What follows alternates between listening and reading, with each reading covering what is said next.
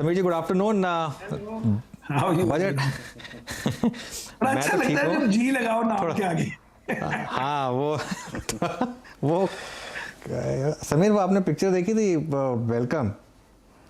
Welcome देखिए में वो, पिक्चर। हाँ नहीं, वो वेलकम में देखिए, मैं तो आपको जी कह के बोलूंगा क्योंकि ऑब्वियसली आप तो बड़े मुझसे, आप मुझे मत जी कह के बोलिए। वो कहते हैं कि वो तो बोलते हैं कि मुझे जी मत बोलिए, बोले कि नहीं ऐसे थोड़ा ना होता, आजकल तो बिस्कुट को भी पार्ले जी बोलते हैं तो वो, लेकिन मैं आपसे रिक्वेस्ट करूंगा, कुछ मुझे जी मत बोलिए आप। कुछ कुछ नाम ऐसे होते हैं ना, ऑब्वियस होता है जी आएगा, पांडे जी हाँ है। नहीं, लेकिन हाँ, खैर खैर समीर समीर समीर और जी। मैं खैर काफ़ी we go long way back, तो हम एक दूसरे को फर्स्ट नाम से ही बुलाएंगे तो दोनों में से किसी को कोई प्रॉब्लम होगी नहीं। तो लेकिन समीर सर, ये बजट तो साइड शो बन के रह गया। अब पूरा का पूरा इशू हो गया, ये जो डोमिनेंस ले रहा है अदानी ग्रुप का। आप किस तरीके से रीड कर रहे हैं जो रीसेंट डेवलपमेंट्स हुई हैं, जिस तरीके से मार्केट कैप टूटा है, जिस तरीके से बॉन्ड्स की सेलिंग हुई है, जिस तरीके से वो रिपोर्ट आई और उसके बाद लगातार वन वे सेलिंग आई है ग्रुप में?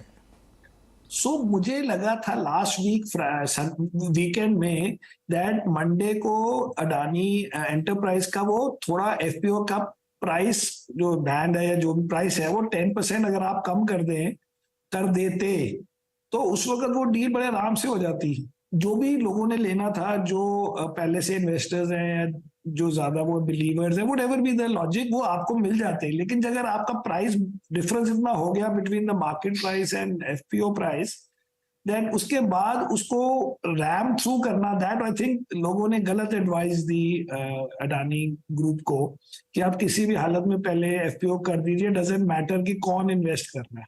अब वो गलती हो गई है, लेकिन मुझे बिग पिक्चर में ये लगता है कि उसके बाद भाई भाई मैंने मंडे को गुजरात अंबुजा के शेयर लिए, जब वो कोई 20-25% डाउन हो चुके थे इस साल, ऑफ कोर्स उसके बाद वो 5-10% और डाउन हो गए हैं। लेकिन इन जनरल मुझे नहीं लगता कि ये कोई लार्जर इशू है in terms of bonds and in terms of banks. It may was a larger issue in terms of कि काफी 2-3 स्टॉक्स की वैल्यूएशन बड़ी हाई हो गई थी, बहुत ज्यादा, पी कह लें या जैसे भी कह लें या मार्केट कैप कह लें, अब वो करेक्शन हो रही है। पर मुझे ये नहीं लगता कि इससे कोई बड़ा थ्रेटन हो गया कि हमारा बैंकिंग सिस्टम नहीं होगा, या वो बॉन्ड के पैसे नहीं दे पाएंगे, या वो डेट नहीं रोल कर पाएंगे। बिकॉज जनरली ऐसे मुझे अभी भी लगता है कि उन्होंने अच्छे इम्प्लीमेंट या किए हैं, लेकिन वैल्यूएशन बड़ी अजीब थी, इसलिए किसी ने वो शेयर खरीदे नहीं, वो 3-4 कंपनियों के। ये जो कंपैरिजंस हो रहे थे पास्ट एक्सीडेंट से, ये आपको लग रहा थोड़ा अनचैरिटेबल है, इवन ग्रुप को लेकर और इवन बैंकिंग सिस्टम को लेकर? हाँ बिल्कुल, इनफैक्ट मैं तो पर्सनली बॉन्ड लेने वाला हूँ अडानी पोर्ट्स के। वो 85 वगैरह में मिल रहे हैं एक साल के लिए, मेरे को 18-20% डॉलर में मिल जाएंगे। सो आई डोंट सी दैट कि कोई इतना बड़ा इशू हो गया है। और हमने तो अलग से अंबुजा के शेयर भी ले लिए, और मुझे लगता है कि ये हर चीज का, see Ambuja is a good example कि कैसे ओवर एनालिसिस रॉन्ग हो जाती है। अब वो कंपनी थोड़े दिन पहले आपने टेक ओवर की, उसकी फंडिंग की 5-6 फॉरेन बैंक्स ने, वो 5-6 बैंक्स ने non disposal undertaking, which mean कि आप वो शेयर स्क्रीन पे थोड़ा बेच देंगे अगर प्राइस गिर जाए। पहली बात तो 385 प्राइस में वो टेक ओवर या जो भी हुआ था, 380 जो भी हुआ था, उसके बाद अगर 6 लोगों के पास वो पूरी कंपनी है, 6 लेंडर्स के पास, तो किसी को क्या लगता है कि वो स्क्रीन पे आके एक बंदा अपने शेयर बेच जाएगा 5% रुपए? कंपनी ऐसे थोड़ा काम होते हैं। वो इजीली पूरा पैकेज, अगर ना खुदा ना करे वो अगर करना हो, तो वो आप आगे किसी को साल बाद किसी और बिडर को भेज दो जो पहले बिडर थे, या समीर जी, सर एक सेकंड, उसमें इशू, सॉरी आपने जो बात बोली, क्योंकि मैं इसलिए बोल रहा हूँ कि मेरी आज सुबह एक दुबई बेस्ड फंड मैनेजर से बात हो रही थी, वो भी एग्जैक्टली यही बात बोल रहे थे कि मैं तो बॉन्ड खरीदने वाला हूँ, बॉन्ड में बल्कि रिस्क कम है। थोड़ा सा उसको एक्सप्लेन किया जाए कि क्यों रिस्क कम है वहां पर। तो पहली बात तो यह है कि अगर आप बिग पिक्चर में बात करें और देखें कि इस साल कौन से बॉन्ड्स ड्यू हैं, तो वो 0 हैं। नेक्स्ट ईयर पूरे ग्रुप के आई थिंक कोई $2.5 बिलियन डॉलर के ड्यू है, और फिर अगेन 25 में 0 है, और उसके बाद वो शुरू होते हैं। जो पहला बॉन्ड है जो 24 में देना है, इजीली, एक तो करंट एसेट्स है, करंट प्रॉफिटेबिलिटी है, करंट कैश फ्लो है, आपकी जो अग्रेशन है वो थोड़ी कम हो जाएगी, और होनी भी चाहिए। There is no need to be putting 50 billion and 60 billion numbers के हम इतने इन्वेस्ट करेंगे। बट $2.5 बिलियन, आपके जो फर्स्ट 2.5 बिलियन, ये थोड़ा कि वो ही नहीं देंगे और पूरी स्टोरी खत्म हो गई, ऐसे थोड़ा काम होता है। अगर कुछ करना हो तो आप गुजरात मुझे वापस भेज दो, कोई एक आध एयरपोर्ट भेज दीजिए, जरूरत ही नहीं पड़ेगी मुझे लगता है। आई एम जस्ट सेइंग कि there is so much protection in assets, and वो एसेट दूर से सबको लगता है कि ये रियल एसेट्स है। उनकी स्टॉक प्राइस के ऊपर इशू था, कोई ये नहीं कह रहा कि एसेट ही नहीं था ठीक।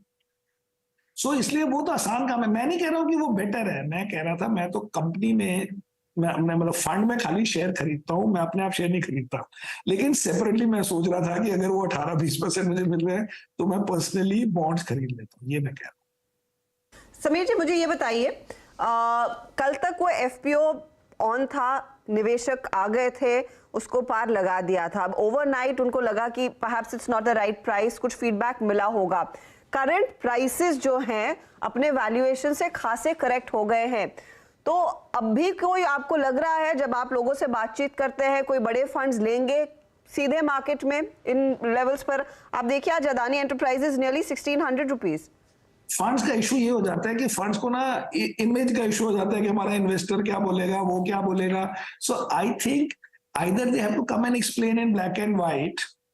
जैसे मैंने अंबुजा ले लिया, लेकिन बाकी लेने में मैं कहूंगा पहले मुझे और समझाओ कि कैश फ्लो कितना है, ये कितना है, वो कितना, तो ब्रॉडली मुझे पता है, बट स्टिल उसके लिए इट इज बेटर कि अगर कोई लार्ज वेल नोन कोई सॉवरेन फंड कोई आके ले ले, जिससे जैसे 2008 में जब गोल्डमैन सैक्स को प्रॉब्लम हुई थी तो वॉरेन बफेट ने आके शेयर ले लिए थे, तो उनके बेसिस पे सारे वर्ल्ड ने फिर ले लिए। यू नीड वन गाय जिसने और क्लोजर एनालिसिस करी हो, जो कि मैं डाल रहा हूँ 1-2 बिलियन। और मुझे लगता है प्लस माइनस या तो आप 1-2 बिलियन ऐसे रेज कर लो, या एक आध कोई प्रोजेक्ट या कोई बिजनेस थोड़ा सा कम मतलब बेच दो थोड़ा सा, या उसमें स्टेक बेच दे, just to show to the world कि कोई शॉर्टेज नहीं है पैसों के, क्योंकि हमारे वो अच्छे हैं। लेकिन अभी वो स्पाइरल में जा रहा है, उस स्पाइरल में somebody big has to do, मेरे थोड़े से लेने से वो नहीं चेंज होगा काम। बट आई डोंट थिंक कि मुझे कोई